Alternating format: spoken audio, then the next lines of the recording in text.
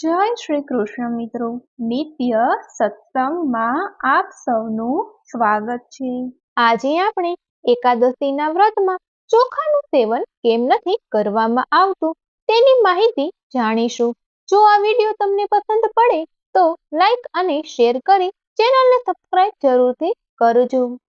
હિન્દુ ધર્મમાં દરેક વ્રતનું પોતાનું મહત્વ છે, તેમાં પણ એકાદશીના વ્રતનું વિશેષ મહત્વ છે। એકાદશીની તિથિ ભગવાન નારાયણને સમર્પિત છે, તેથી એકાદશીને હરિનો દિવસ પણ કહેવામાં આવે છે। દર મહિને શુક્લ પક્ષ અને કૃષ્ણ પક્ષમાં એકાદશીની તિથિ આવે છે। એકાદશીનું વ્રત કરવાથી તમામ પાપોનો નાશ થાય છે અને વ્યક્તિ મોક્ષ પ્રાપ્ત કરે છે। એકાદશીનું વ્રત રાખવા માટે શાસ્ત્રોમાં વિશેષ નિયમો આપવામાં આવ્યા છે। કહેવાય છે કે જો આ નિયમોનું યોગ્ય રીતે પાલન ન કરવામાં આવે તો ઉપવાસનું ફળ મળતું નથી।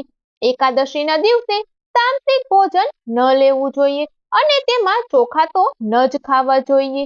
કહેવાય છે કે તેને ખાવાથી મનમાં અશુદ્ધિ આવે છે।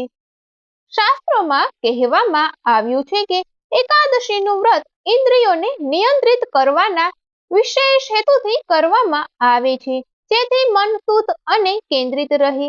એકાદશી પર ચોખા ખાવાનું વર્જિત કહેવાય છે। ઘણા લોકો આ વાત જાણે છે, પરંતુ તેની પાછળનું કારણ નથી જાણતા। એકાદશી પર ચોખા કેમ ન ખાવા જોઈએ તેનું ધાર્મિક અને વૈજ્ઞાનિક કારણ જાણીએ। એક પૌરાણિક કથા અનુસાર મહર્ષિ મેઘાએ માતા શક્તિના ક્રોધથી બચવા માટે પોતાનું શરીર છોડી દીધું હતું। આ પછી તેમના શરીરનો ભાગ ધરતી માતાની અંદર સમાઈ ગયો હતો।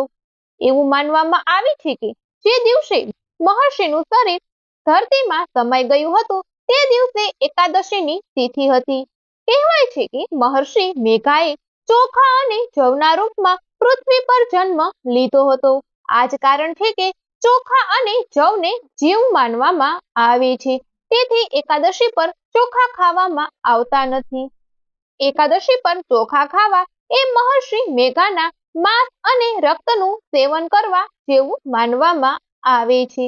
આ જ કારણે એકાદશીના દિવસે ચોખાનું સેવન કરવામાં આવતું નથી। વૈજ્ઞાનિક કારણ મુજબ ચોખામાં જળ તત્વનું પ્રમાણ વધુ હોય છે, સાથે જ પાણી પર ચંદ્રની અસર વધુ હોય છે અને ચંદ્રને મનનો કારક ગ્રહ કહેવાય છે।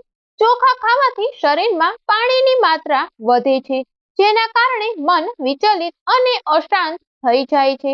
મનની ચંચળતા વ્રતના નિયમોનું પાલન કરવામાં અવરોધો ઊભા કરે છે। આ જ કારણે એકાદશીના દિવસે ચોખાથી બનેલી વસ્તુઓ ખાવાની મનાઈ છે। મિત્રો, જો આ માહિતી તમને પસંદ પડી હોય તો વિડીયોને લાઈક અને શેર કરી ચેનલને સબસ્ક્રાઇબ જરૂરથી કરજો। જય શ્રી કૃષ્ણ।